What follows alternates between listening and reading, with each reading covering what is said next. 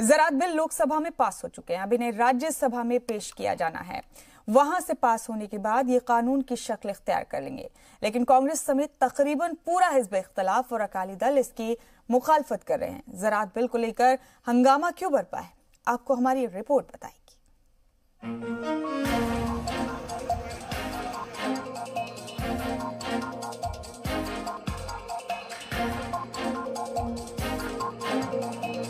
अब हम आपको बताते हैं कि इन तीनों बिलों में क्या है, मोदी सरकार किसानों को क्या देना चाहती है और ऑपोजिशन मुखालफत के लिए क्या दलील दे रहा है।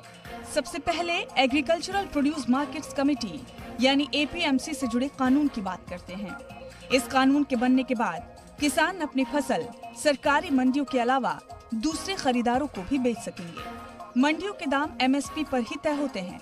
MSP सरकार की तरफ से तय दाम होता है। किसान अपने शहर से दूर दूसरी रियासतों में जाकर भी अपनी फसल बेच सकेंगे।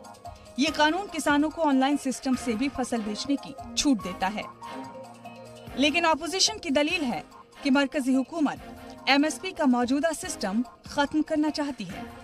इस बिल के सबब मंडी फीस के तौर पर रियासतों को जो कमाई होती है वो बंद हो जाएगी। ऑपोजिशन का कहना है कि इससे मंडियों में कमीशन एजेंट का काम खत्म हो जाएगा। इन्हें मंडी की जुबान में आड़ती कहा जाता है। अब आपको कॉन्ट्रैक्ट फार्मिंग यानी ठेके पर खेती से जुड़े कानून के बारे में बताते हैं।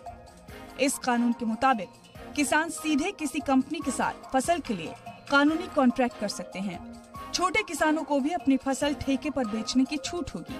हमारे मुल्क में 86% किसान छोटे किसान की कैटेगरी में आते हैं, यानी जिनके पास 5 हेक्टेयर से कम जमीन होती है। किसानों को बुआई की नई टेक्नोलॉजी देना कंपनी की जिम्मेदारी होगी। कॉन्ट्रैक्ट फार्मिंग के बिल की मुखालफत करने वालों का कहना है कि किसान बड़ी बड़ी कंपनियों से अपने फायदे का सौदा नहीं कर पाएंगे। कंपनियां उनका इस्तेसाल कर सकती हैं। ये भी हो सकता है कि कंपनियां सिर्फ बड़े किसानों से डील करें और छोटे किसानों की फसल कोई खरीदे ही ना। ठेके पर होने वाली खेती में कानूनी तनाज़ों की आशंका भी रहेगी। किसान कोर्ट कचहरी के चक्करों में फंसे रहेंगे। अब किसानों से जुड़े तीसरे बिल यानी जरूरी चीजें एक्ट की बात। नए कानून से अनाज, दालें, प्याज और आलू जैसी फसल को जरूरी चीजों की कैटेगरी से हटा दिया जाएगा। इससे किसान और कारोबारी इनका ज्यादा मिकदार में स्टोरेज कर सकेंगे।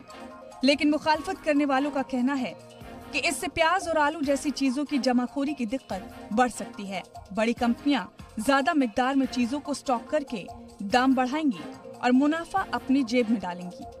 किसानों में इन बिलों को लेकर कई तरह की कश्मकश और सवाल हैं। यही वजह है कि कई रियासतों में किसानों के एहतिजाजी मुजाहिरे भी शुरू हो चुके हैं। कई जगह किसानों को लग रहा है कि अगर ये कानून लागू हुआ तो मिनिमम सपोर्ट प्राइस यानी MSP का सिस्टम खत्म हो जाएगा और किसानों का हक उनकी जमीनों से छिन जाएगा। ब्यूरो रिपोर्ट, जी मीडिया।